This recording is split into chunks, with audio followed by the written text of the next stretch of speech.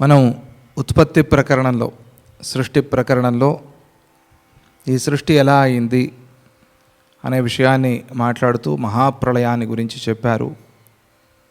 మహాప్రళయ సమయం అది ఎలా ఉంది అనే ఆలోచన చేసినప్పుడు అప్పుడు ఏముంది అనే ఆలోచన కూడా వస్తుంది. ఆ మహాప్రళయంలో పంచభూతాలు పంచతన్మాత్రలు కూడా కలిసిపోయి ఉన్నది ఒకటే పరమాత్మ సత్వగుణం. ఆ సత్వగుణంతో చూసే వాళ్ళకే తెలుస్తుంది. అది ఆ పరమాత్మ చైతన్యం, బ్రహ్మ చైతన్యం అది ఒకటి మాత్రమే ఉన్నది. మరి అది ఒక్కటి ఉంటే ఎప్పుడూ అదే కదా ఉండాలి. మరి దాని నుంచి ఈ జగత్ ఎలా వచ్చింది అనే ప్రశ్న, ఆ ప్రశ్న నుంచే అసలు సృష్టి ఎలా అయింది అనేది మనకు తెలుస్తుంది. దానికి సమాధానం చెప్తూ అందులో ఒక స్పందన, ఒక సంకల్పం, ఆ సంకల్పంతో ఆ జీవుడు చాలా విశేషమైన, చాలా అవధులు లేని ఒక పరమాత్మ స్థితిని, శుద్ధ చైతన్యాన్ని అహంకారంతో నేను అనుకుని తనని తానే అల్పుణ్ణి చేసుకుని ఈ జగత్తునంతా సృష్టి చేసుకున్నాడు. జీవుడి వల్ల ఈ జగత్తంతా వచ్చింది అని తెలుపుతూ దానికి ఒక అద్భుతమైన ఉపాఖ్యానాన్ని, లీలోపాఖ్యానాన్ని చెప్పారు. అది మనం నిన్నటికి పూర్తి చేసుకుని వశిష్ఠుల వారి ఉపదేశాన్ని విన్నాము. నాయన, ఈ విధంగా చూసినప్పుడు భావం మీదే ఈ జగత్తంతా ఆధారపడి ఉంది. నువ్వు ఎలా భావన చేస్తే ఈ జగత్తు అలా కనిపిస్తోంది అని తెలుపుతూ వశిష్ఠుల వారు ఉపదేశం చేస్తున్నారు. ఆ హిరణ్యగర్భుడు అంటే ఆదిపిత బ్రహ్మ, చతుర్ముఖ బ్రహ్మ హిరణ్యగర్భుడు, ఆదిజీవుడు. ఆయన ఈ సృష్టిని ఎలా చేశాడు అంటే పంచభూతాల సహాయంతో ఏమీ ఆయన చేయలేదు. ఇది ఆయన కళకి ఏ పంచభూతం అవసరమైంది మనకి? ఏమీ లేకపోయినా ఆ కళలో సృష్టి అంతా జరిగిపోయినట్టుగా ఆ హిరణ్యగర్భుడి కళలో ఈ సృష్టి అంతా జరిగిపోయింది కనుక ఆయనే సృష్టికర్త అంటున్నారు అని తెలిపారు. ఇక ఈరోజు ఉపదేశం చేస్తూ చెప్తున్నారు. సంవిద్యథా యా యతతే తథా సేవ వ్యవస్థిత విసృష్టా సృష్టి విన్నద్యా యావద్యత్నాన్నరోధిత. చైతన్య స్వరూపుడైన స్వయంభువు, ఆయన్ని స్వయంభూ బ్రహ్మ అంటారు. స్వయంభూ అంటే ఏమిటి? తనకి తానే తన సంకల్పంతో ఉద్భవించినవాడు అని. ఎవరు ప్రతిష్ఠ చేసింది కాదు, ఎవరో తెచ్చి పెట్టింది కాదు. స్వయంభూలింగం అంటారు. అది ఎలా వచ్చింది, ఎవరు తయారు చేశారంటే ఎవరు చెప్పలేరు. అది కేదార్నాథ్ వెళ్ళి చూస్తే అది లింగంలాగా, మనం అనుకునే లింగంలాగా ఉండదు. అది ఒక వృషభం యొక్క మూపులాగా ఉంటుంది. ఒక ఎద్దు యొక్క మూపు ఎట్లా అయితే ఉంటుందో అట్లా ఉంటుంది కేదార్నాథ్లో శివలింగం. అది స్వయంభూ శివలింగం. అది ఏమిటి, ఇది లింగంలాగా లేదే. మనం ఎలాగైతే ప్రతిష్ఠ చేసేప్పుడు ఆగమాన్ని, శాస్త్రాల్ని బట్టి చేస్తామో అలా లేదే ఇది అంటే అన్నిటికీ అతీతమైన వాడు పరమాత్మ అని.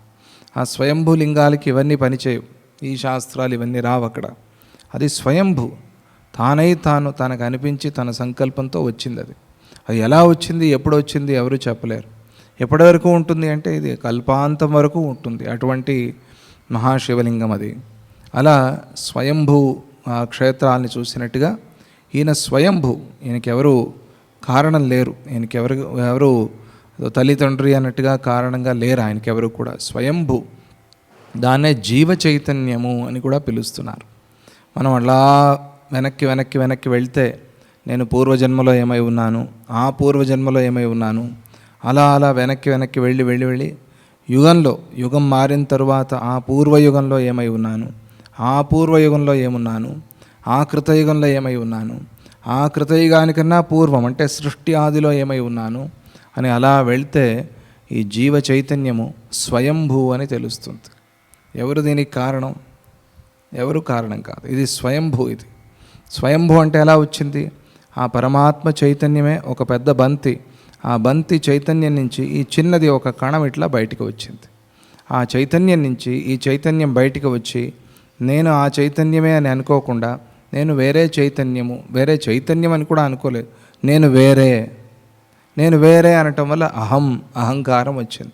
దానితో ఈ సృష్టి అంతా కూడా ప్రారంభమైంది. అలా కాకుండా నేను ఆ చైతన్యమే అనే భావన వస్తే ఆ శక్తి నీలో నిండుతుంది. ఈ చైతన్యం, ఈ జీవ చైతన్యం ఇది స్వయంభూ. ఎప్పుడు ఎలా ప్రయత్నిస్తుందో లేదా ఈ స్వయంభూ ఎలా ప్రయత్నిస్తాడో దానిని బట్టి అతడు అలాగే వివర్తం చెందుతున్నాడు. ఆయనకి ఏ ఏ క్షణంలో ఏమేమి అనిపిస్తుందో అలా అలా జరిగిపోతోంది. అయితే జీవుడు కూడా నేను ఒక దేహాన్ని ధరించాలి అని అనుకున్నాడు, దేహం వచ్చింది. ఆ సంకల్పానుగుణంగా దేహం వచ్చింది. లేదు లేదు అమ్మా నాన్న తల్లిదండ్రి అనుకున్నారు, మాకు ఒక పిల్లవాడు కావాలి లేదా మాకు ఒక ఆడకూతురు కావాలి అని అనుకున్నారు, అందువల్ల పుట్టారు అంటే ఈ వీరి సంకల్పం ద్వారా వాడి సంకల్పం, ఆ జీవుడు సంకల్పం. పోనీ ఇద్దరూ సంకల్పం లేదా రెండు సంకల్పాలు ఒకటే. వీడు ఇక్కడ పుట్టాలి అనుకున్నాడు, వాళ్ళు కూడా మాకు ఒక సంతానం కావాలి అనుకున్నారు, అందువల్ల సంతానం కలిగింది. ఇలా సంకల్పమే దానికి కారణమవుతోంది. అంటే కోరిక అనుకోండి, పోని అదే దానికి కారణమవుతోంది. అతడు సృష్టి కోసం ప్రయత్నించినప్పుడు సృష్టి, స్థితి అనుకుంటే స్థితి, లేదా లయం కోసం ప్రయత్నం చేస్తే లయం. ఇది జరుగుతోంది ఆ జీవ చైతన్యం వల్ల, ఆ స్వయంభూ బ్రహ్మ వల్ల జరిగేది ఇది. అందువల్ల త్రిమూర్తులు ఒకే శక్తి అని చెప్తారు.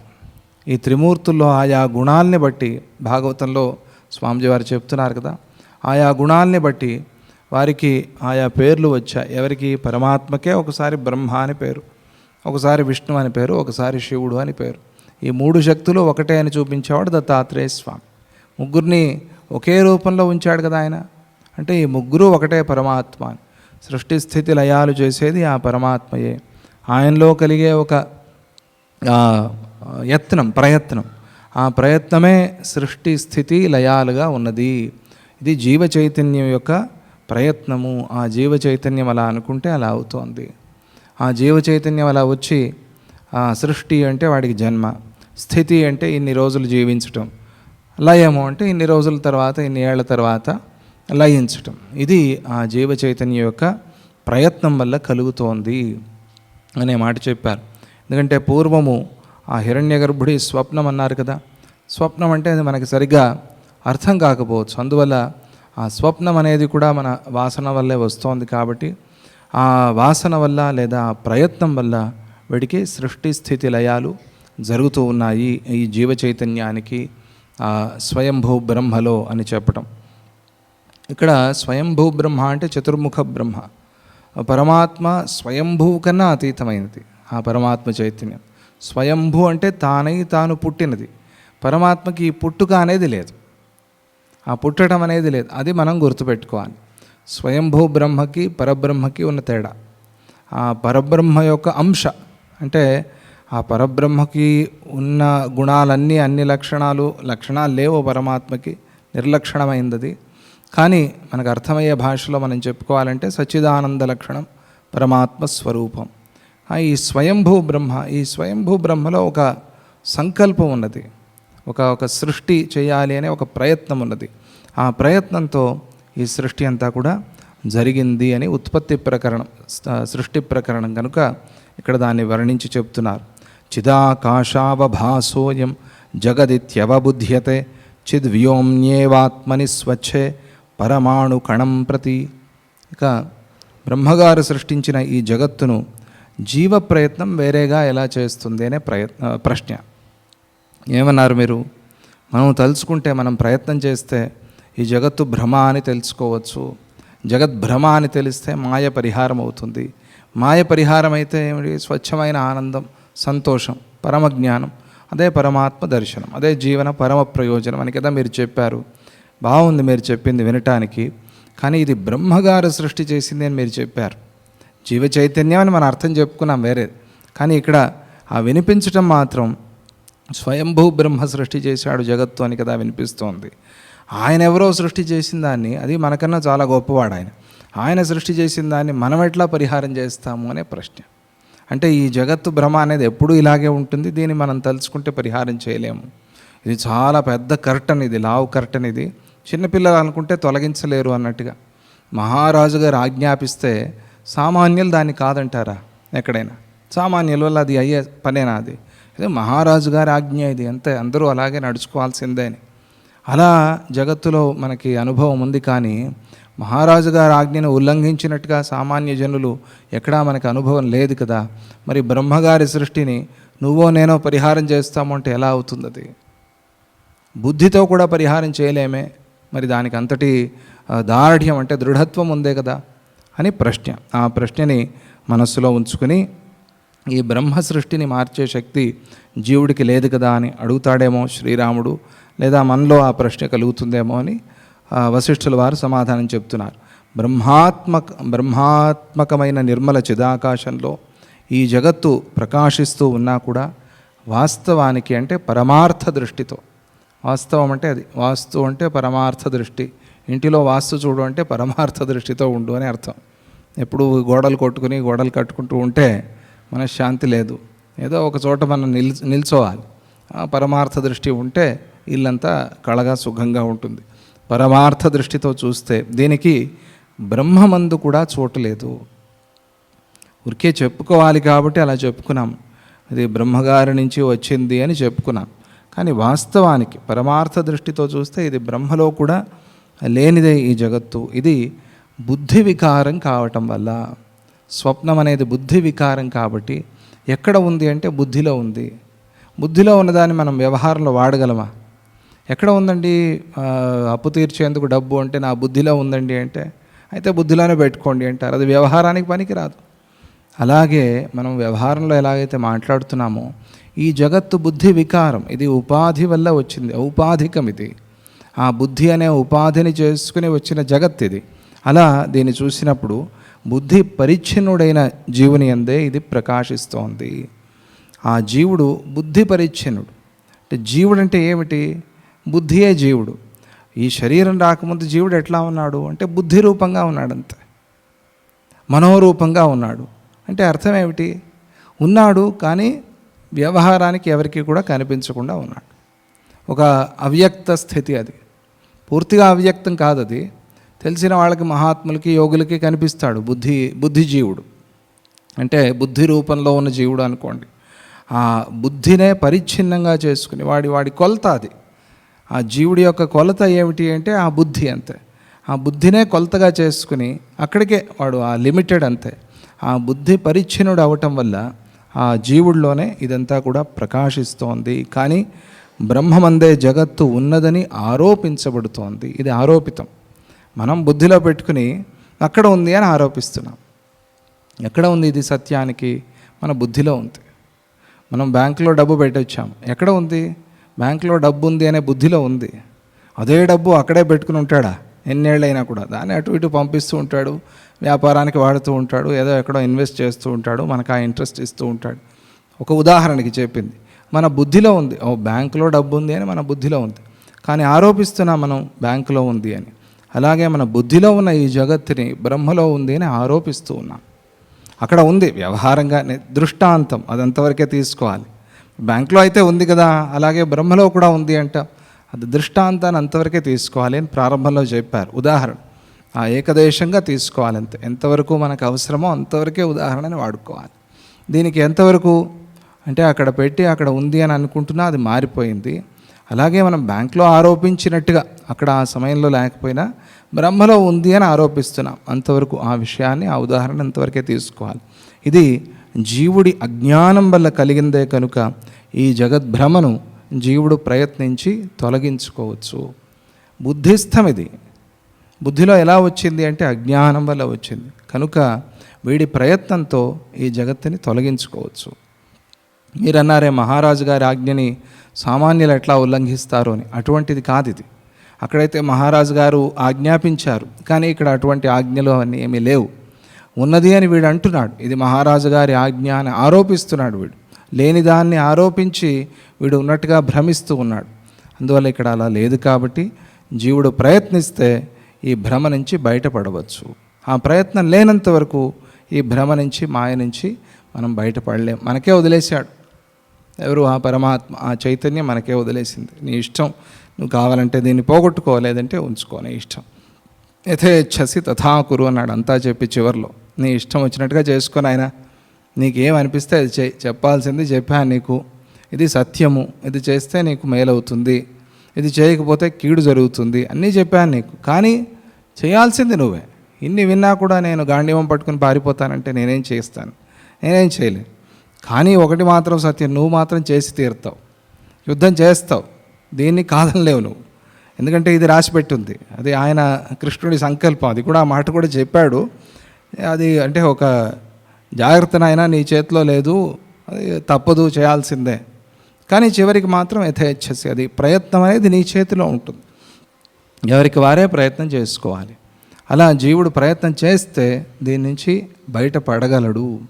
ప్రయత్నిస్తే లభించనిది ఏది ఉంది? సత్యంగా లభించి తీరుతుంది. యత్నే కృతే యదిన సిద్ధ్యతి అని అంటారు, అలా అనద్దు అని మా రాణి కృష్ణమూర్తి శాస్త్రి గారు, వ్యాకరణ గురుగారు అనేవారు. యత్నే కృతే సిద్ధ్యత్యేవ, ప్రయత్నం చేస్తే సిద్ధించి తీరుతుంది. సిద్ధించకపోతే దోషమేముంది అనే మాట ఉంది. ప్రయత్నం చేశావు, సిద్ధించలేదు, దోషమేముంది అని కూడా అనుకోవద్దు. యత్నం చేస్తే సిద్ధించి తీరుతుంది అని అంత బలంగా నువ్వు నమ్మకంతో దిగాలి. దిగినప్పుడు అప్పుడు నీకు సిద్ధిస్తుంది అని అర్థం. ఏవమస్యాముధా భ్రాంతే కా సత్తా కేవ వాసన కా వాస్థ కాచ నియతి కావశ్యం భావితోచ్యతాం. ఈ విధంగా వ్యర్థమైన ఈ భ్రాంతికి, ఇలా చూస్తే మనం ఇది కేవలం ఆ బుద్ధిలో పుట్టిన అజ్ఞానం వల్ల వచ్చిన దీనికి ఏమిటి, ఈ భ్రాంతికి సత్తా ఏమిటి అంటే ఉనికి ఏమిటి? దీనికి ఉనికి లేదు. ఇది ఎప్పటి వరకు భ్రాంతిలో ఉన్నామో అప్పటి వరకు ఉంది అంతే. అది పోయిన తర్వాత ఆ భ్రాంతి అనేది లేదు. దీనికి అంతే సత్తా. ఇది సత్యం కాదు కాబట్టి భ్రాంతి తొలగిపోయింది, ఈ భ్రమ అనేది పారిపోయింది. ఇది సత్యం అయితే అమ్మో ఎలా పోతుంది ఈ మాయ అని భయపడాలి. సత్యం కాదు కాబట్టి ఇది పోయి తీరుతుంది. దానికి గురుకృప, దేవత అనుగ్రహము, ప్రయత్నము ఇవన్నీ కలిసినప్పుడు, శాస్త్ర విచారము, సత్సంగము ఇవన్నీ కలిసినప్పుడు ఆ భ్రమ ఖచ్చితంగా పారిపోతుంది. వాసన కానీ ఎలా ఉంటుంది ఈ విషయంలో? లేదు ఇది వాసన కాబట్టి ఉండి తీరాలి అని ఎలా చెప్తావు? స్థిరత్వం ఏమిటి దీనికి? ఇది ఇట్లా నిలిచి ఉంటుంది అని చెప్పడానికి ఏముంది దీనికి కారణం? నియతి ఏముంది? నియమం. భ్రమ ఇలాగే ఉండాలి అని నియమం ఏముంది? ఇలాగే తాడులో పాము కనిపించాలి అని నియమం ఏముంది? లేదే. ఒకడు తాడుగానే చూస్తున్నాడు.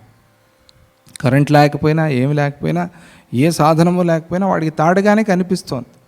ఎందుకంటే నియమం లేదు. భ్రమ ఇలాగే, అజ్ఞానం ఇలాగే అందరినీ బాధించాలి అనే నియమం లేదు. కనుక ఈ భ్రమ అనేది పోతుంది, భయపడాల్సిన పని లేదు. నియతి, నియమం ఏముంది? ఇది ఉండి తీరాలి అనే ఆవశ్యకత దీనికి లేనే లేదు. కనుక ఓ శ్రీరామ, ఈ భ్రాంతిని ప్రయత్నపూర్వకంగా మనం పోగొట్టుకోవచ్చు. ప్రయత్నం ఉంటే నీ భ్రమ తొలగిపోతుంది. సర్వం చైతద్యథా దృష్టం స్థితిమిత్తమఖండితం మాయైవేయమనంతేయం నచ మాయాస్తి కాచన. నచ మాయాస్తి కాచన అనేది మహావాక్యం. ఇది కూడా గుర్తు చేసుకుంటూ ఉండాలి అప్పుడప్పుడు. ఈ మాట ఎక్కడో ఉపనిషత్తుల్లో లోతుగా వెళ్తే కనిపిస్తుంది. పైన అధ్యాయాలు చదువుతారే అక్కడ కనిపించదు. లోతైన ఉపనిషత్తుల్లో బాగా అధ్యయనం చేస్తే దొరికే మాట. దాన్ని ఇక్కడ యోగ వాసిష్టంలో చెప్పారు. చాలా అద్భుతమైన మాట. నచ మాయాస్తి కాచన.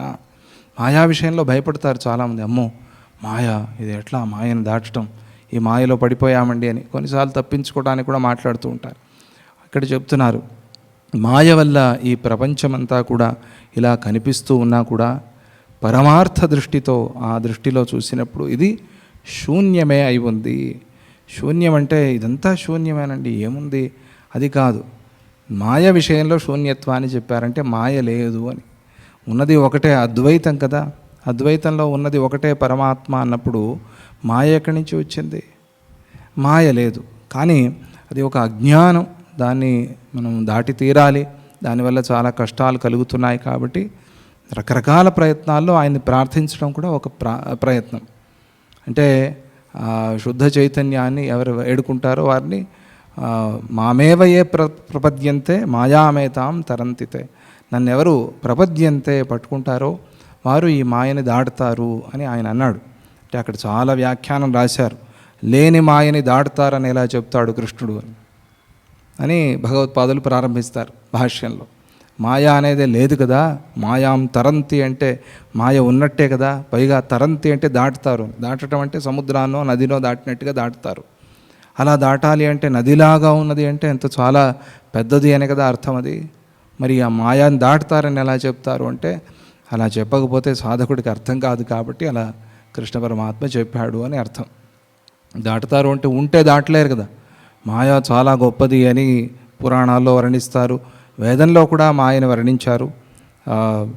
వర్ణన మాత్రమే కాక మాయా కథలు ఎన్నో ఉన్నాయి. మా చండీ సప్తశతిలో మరి అటువంటి మాయని ఎవరైనా దాటగలరా? సాధ్యమే లేదు. పైగా మాయ అంటే కృష్ణుడి అక్కగారు. ఇది మన భాగవతంలో యోగమాయ కృష్ణుడికి అక్క, ఈయనకన్నా ముందే పుట్టింది. మరి అక్కని ఎవరైనా ఉల్లంఘించి వెళ్తారా అండి? పెద్దల్ని దాటి వెళ్ళటం తప్పు కదా. ఈ ప్రశ్నలనే వస్తాయి. అంటే అర్థం ఏమిటి అంటే, యోగమాయ పుట్టిందా పుట్టలేదా అని భాగవతంలో చెప్పలేని ఒక పరిస్థితి. ఆయన సంకల్పించి నువ్వు అట్లా వెళ్ళాలి, కనిపించాలి, వాడికి కొంచెం బుద్ధివాదాలు చెప్పి రావాలి అంటే, ఆయనకన్నా ముందు గోకులంలో వచ్చింది యోగమాయ. ఆ యోగమాయ వాడికి ఉపదేశం చేసింది. ఒరే, నువ్వు కళ్ళు తెరుచుకుని చూడరా, ఈ అజ్ఞానంలో ఉండదురా. కంసుడు వినలేకపోయాడు. ఇది కదా యోగమాయ కథలో జరిగింది. ఇక్కడ ఆ యోగమాయ పరమార్థ దృష్టితో చూస్తే ఆ శూన్యమే అయి ఉంది మాయ అనేది.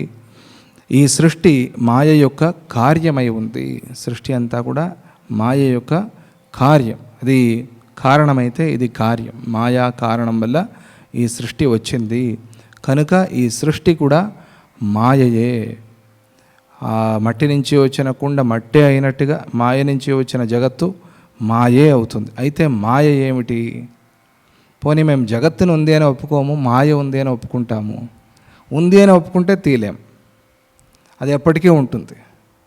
వచ్చిపోయే దాని గురించి శాస్త్రం మాట్లాడుతుంది. ఉన్నది అందంటే ఎప్పుడూ ఉంది, దాని గురించే మాట్లాడుతుంది. అది లేదా ఇలా వచ్చారు అలా పోయారు వాళ్ళ గురించి పట్టించుకోరు. మరి మాయ ఉంది అనే అర్థం వచ్చింది కదా అనగానే వెంటనే సమాధానం చెప్తారు. నచ మాయాస్తి కాచన. అసలు మాయ అనేది కూడా లేదు ప్రపంచంలో, అజ్ఞానం అనేది కూడా లేదు ప్రపంచంలో.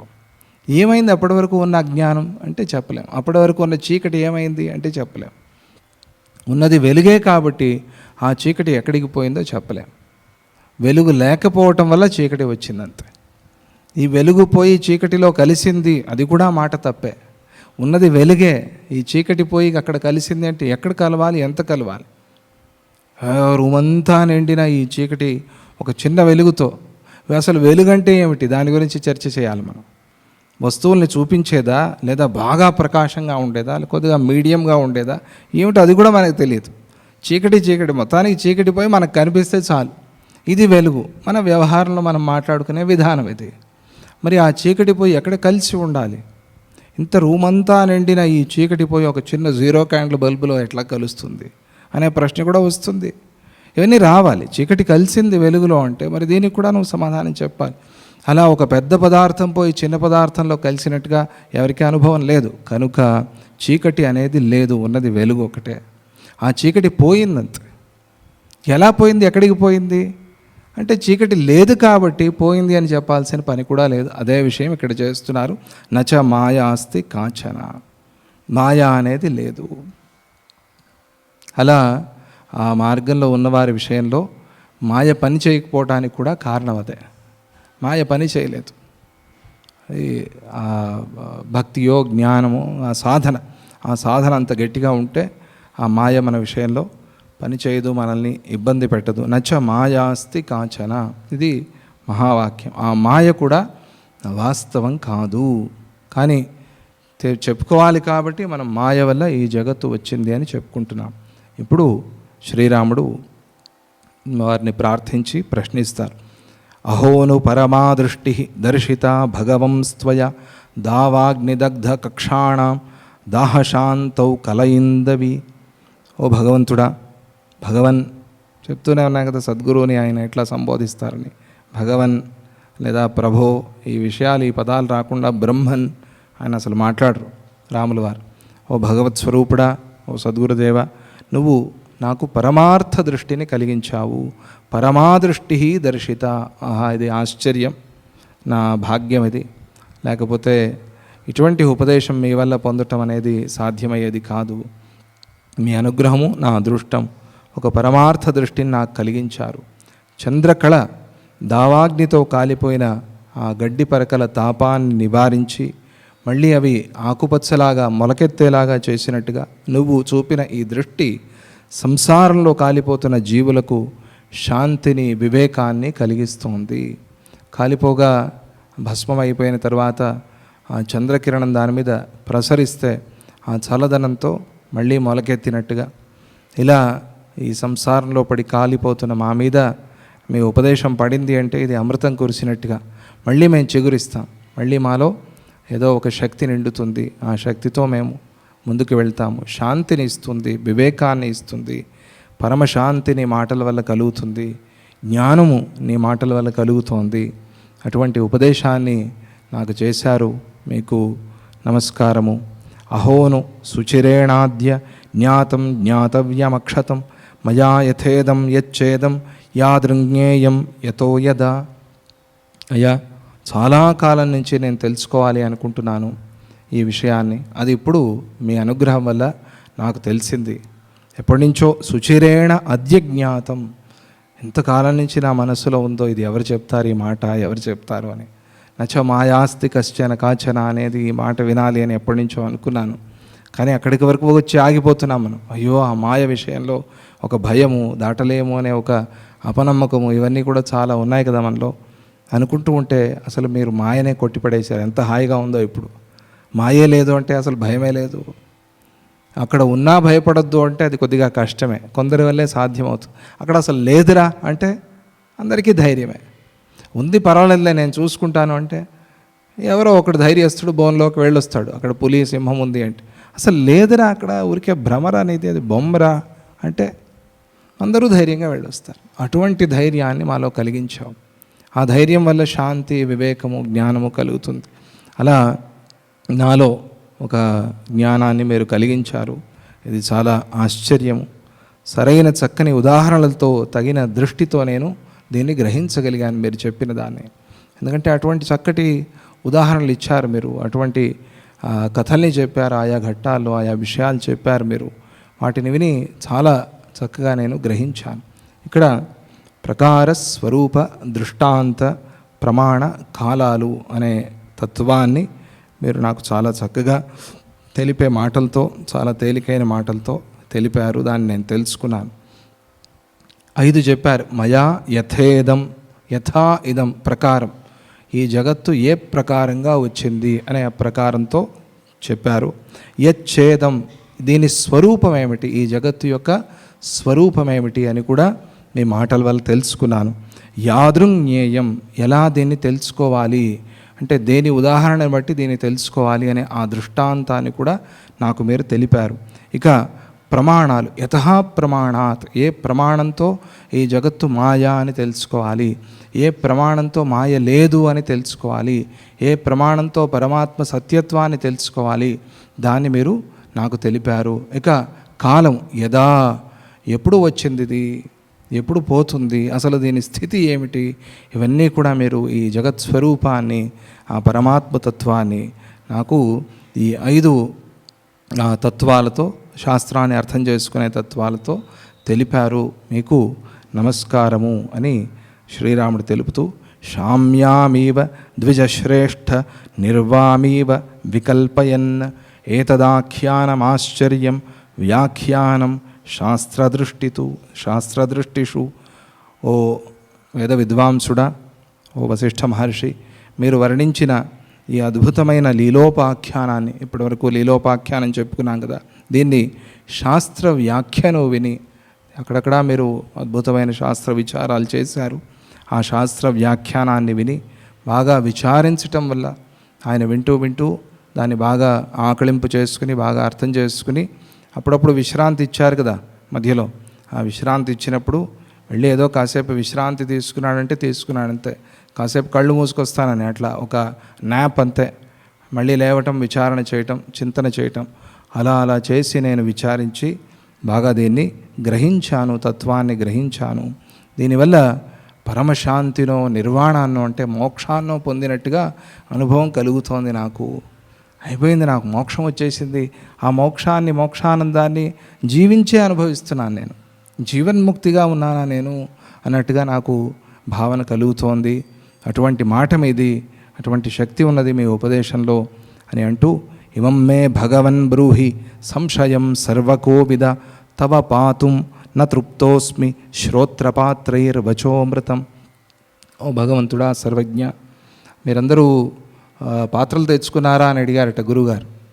అడిగితే ఏం పాత్రలు, చాలామంది అటు ఇటు వెతుకుతున్నారు. కొంతమంది పరిగెత్తారు, పాయసం పోస్తారేమో గురువుగారు, కాఫీ టీలు ఇచ్చే ఒక సంప్రదాయం కూడా ఉందేమో ఇక్కడ లేదు, వాళ్ళు వచ్చారు, పెద్ద పెద్ద పాత్రలో వచ్చారు. ఒక ఆయన అయితే బాగా డబ్బును, వాడు బంగారు పాత్ర పట్టుకొచ్చాడు. లేదు లేదు, మీరెవరు పాత్రలు తెచ్చుకోలేదు, మీకు ఎవరికి చెప్పను, ఒకడే ఒకడు అక్కడ మూలలో కూర్చున్నాడు, వాడికి మాత్రమే చెప్తాను, వాడే పాత్రలు తెచ్చుకున్నాడు. వాడికి అర్థం కాలే, వాడు అసలు లేవనే లేదు, అక్కడే కూర్చున్నాడు, వాడి చేతిలో పాత్రలు లేవు, ఏమీ లేవు. కానీ వాడికి చెప్తానంటాడే అంటే, పాత్ర అది ఇది కాదు, వినటానికి కావాల్సిన పాత్ర ఇది, ఈ పాత్ర జాగ్రత్తగా పెట్టుకుంటే అప్పుడు గురువు ఉపదేశం మనకి అర్థమవుతుంది. ఈ పాత్ర లేకపోతే పాత్రత్వం రాదు మనకి. పాత్రత్వం అంటే ఏమిటి? యోగ్యత. యోగ్యత రావాలి అంటే ఈ పాత్ర బాగుండాలి. అదే ఇక్కడ రాముల వారు చెప్తున్నారు, ఓ భగవంతుడా సర్వజ్ఞ, మీ వచనామృతాన్ని శ్రవణమనే పాత్రలతో తాగినా కూడా నాకు పరిపూర్ణమైన సంతృప్తి కలగటం లేదు. ఇప్పుడు నా సందేహాన్ని దూరం చేయండి. శ్రోత్రపాత్రైర్ వచోమృతం. ఇదే భాగవతంలో కూడా వస్తుంది అనేక సందర్భాలు. శ్రోత్రపాత్ర, ఈ పాత్ర మనకి పాత్రత్వాన్ని, యోగ్యతని ఇస్తుంది. చెవులనే పాత్రలు ఇచ్చాడు భగవంతుడు, దాంతో గురువాక్యామృతాన్ని త్రాగాలి అని. తాగితే మృత్యుభయం పోతుంది మనలో. అదే పరీక్షిత్తు చేసింది. ఈ పాత్రలు మీకోసం సిద్ధంగా ఉన్నాయి, దీనిలో అమృతాన్ని పోయండి అన్నాడు. శ్రీరాముడు అలాగే అంటున్నారు, శ్రోత్రపాత్రైర్ వచోమృతం. నాకు తృప్తి లేదు, ఇంకా ఇంకా వినాలనిపిస్తోంది, ఆ వచనామృతాన్ని ఇంకా ఇంకా తాగాలనిపిస్తోంది, చెప్పండి అని ప్రార్థించాడు.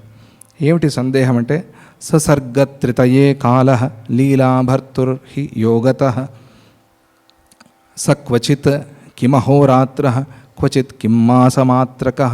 సర్గత్రితయే అంటే మీరు మొత్తం 3 జన్మలు చెప్పారు, 3 సృష్టులు చెప్పారు.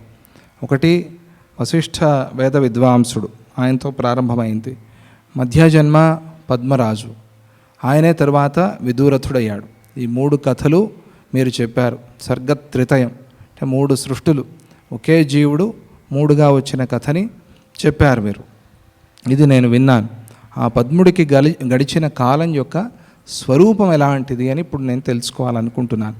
ఎందుకు అంటే, చెప్పుకుంటున్న కథ పద్మలీలది కాబట్టి పద్ముడి కాలం ఏమిటి అని తెలుసుకోవాలి అని ప్రశ్న వేశాడు శ్రీరాముడు.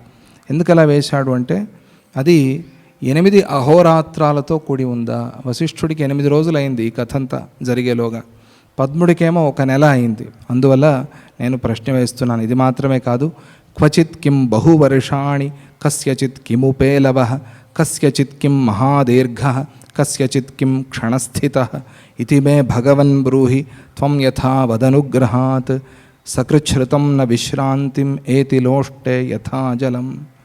ఎందుకు ఇలా అడిగాను అంటే, శ్రీరాముడు చెప్తున్నాడు కదా, 8 రోజులేమో ఆయనకి, ఒకే జీవుడు 8 రోజులు ఆయనకి, ఆయన లెక్కలో ఈయన లెక్కలో 1 మాసము 1 నెల, ఆ విదూరథుడి లెక్కలో కొన్ని సంవత్సరాలు. విదూరథుడికి వర్షాత్మకమైన కాలంగా ఉంది ఇది. ఏది సత్యం దీంట్లో? ఏ కాలాన్ని నేను తీసుకోవాలి? ఇది 8 రోజులైన కథ, ఇది 1 మాసంలో అయిన కథ, లేకపోతే కొన్ని సంవత్సరాలు జరిగిన కథ? ఏమనుకోవాలి నేను దీన్ని? ఈ విషయంలో నాకు ఒక సంశయం కలుగుతోంది. లేదా బ్రహ్మగారికి ఇదంతా కలిపితే 1 క్షణం. ఈయన బలరాముడికి సంబంధం చూడాలి, బలరాముడికి కాదు రేవతికి సంబంధం చూడాలి అని ఆ నాన్నగారు వెళ్ళారు పైకి. వెళ్ళి ఎవరు బ్రహ్మగారి దగ్గరికి వెళ్ళారు, మంచి సంబంధం ఉంటే చెప్పండి మాకు అని. అక్కడ ఏదో సభ జరుగుతోంది, కాసేపు కూర్చోండి, ఈరోజు చూడరట, సాయంత్రమో రేపో చూస్తారో అన్నారు. అంటే అలాగే కూర్చున్నారు, కూతురు తండ్రి ఇద్దరు కూడా కూర్చుని. తర్వాత ఆయన ఇంటర్వ్యూకి పిలిచారు, రండి నాయన. వెళ్ళాడు. వెళ్ళి ఎందుకు వచ్చారు అంటే, ఏం లేదు మా అమ్మాయికి ఒక మంచి సంబంధం చెప్తారేమో అని వచ్చాము. అయ్యా మీరు వచ్చి కొన్ని యుగాలు అయిపోయింది. వాళ్ళు అనుకున్నారు 1 రోజని, మీరు వచ్చి కొన్ని యుగాలు అయిపోయింది, భూమిలో చూడండి, మీకు మాత్రం ఇక్కడ 1 రోజులాగానే ఉంటుంది. ఏదో ప్రొద్దున వచ్చాము సాయంత్రానికి పిలిచారు అన్నట్టుగానే ఉంటుంది. అలా జరిగిపోతుంది ఇక్కడ. ఈ లోకంలో ఉన్న శక్తి అటువంటిది.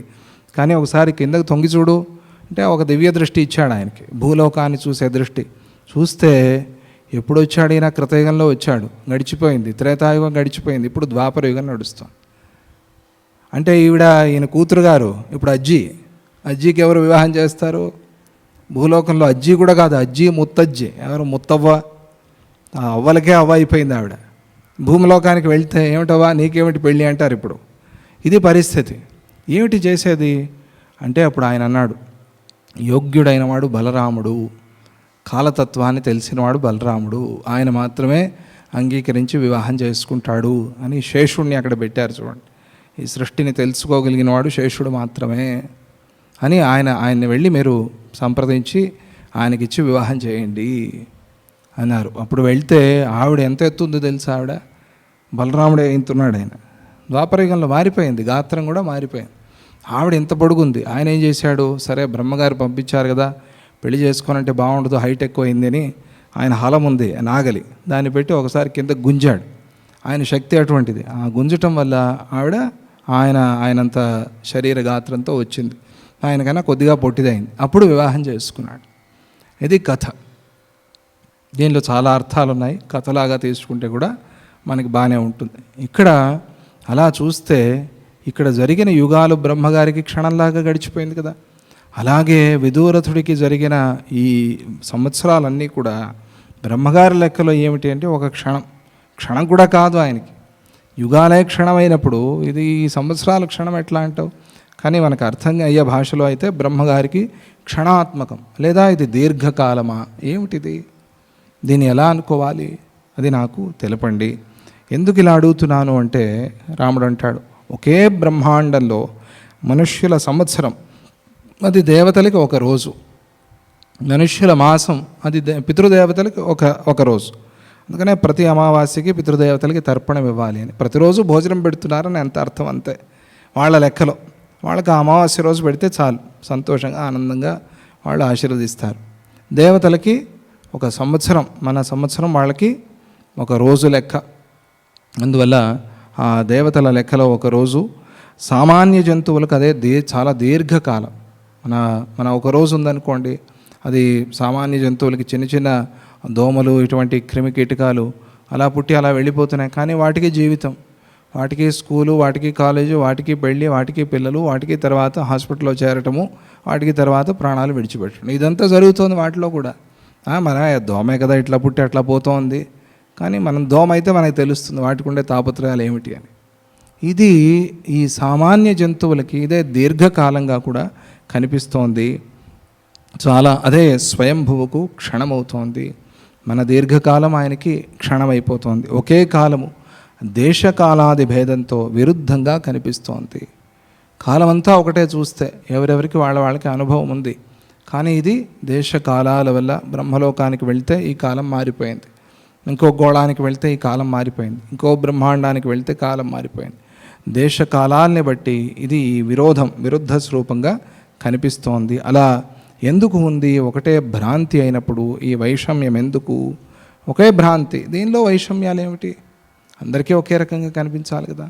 మరి ఈ వైషమ్యాలు ఎందుకు ఉన్నాయి? దీనిని బట్టి జగత్తు సత్యం అనవచ్చా అనేది శ్రీరాముడి ప్రశ్న. ఈ కాలభేదాన్ని మనసులో పెట్టుకుని ఆయన జగత్తుని సత్యం అంటాం. దేశకాలాలకి అందనిది అని కదా.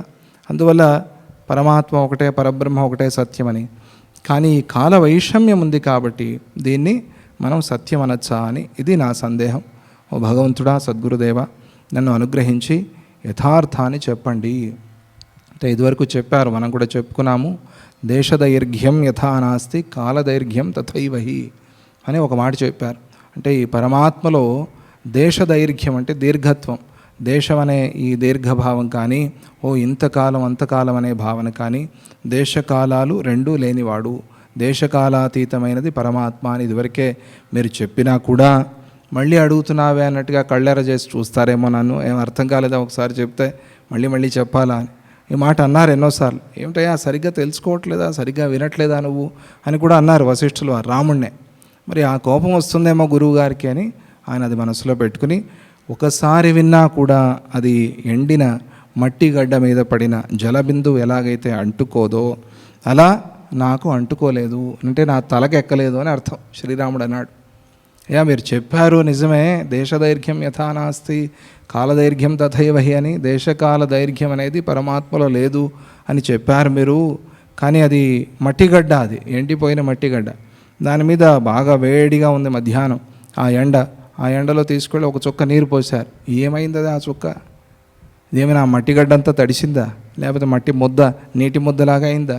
లేదే, అది ఇంకిపోయింది. అసలు పడిందా లేదంటగానే ఇంకిపోయింది, అది కనిపించనే లేదు. అలాగే ఈ మట్టి బుద్ధికి మీరు చెప్పేది అర్థం కావట్లేదు అన్నాడు శ్రీరాముడు. శ్రీరాముడి వినయం చూడండి.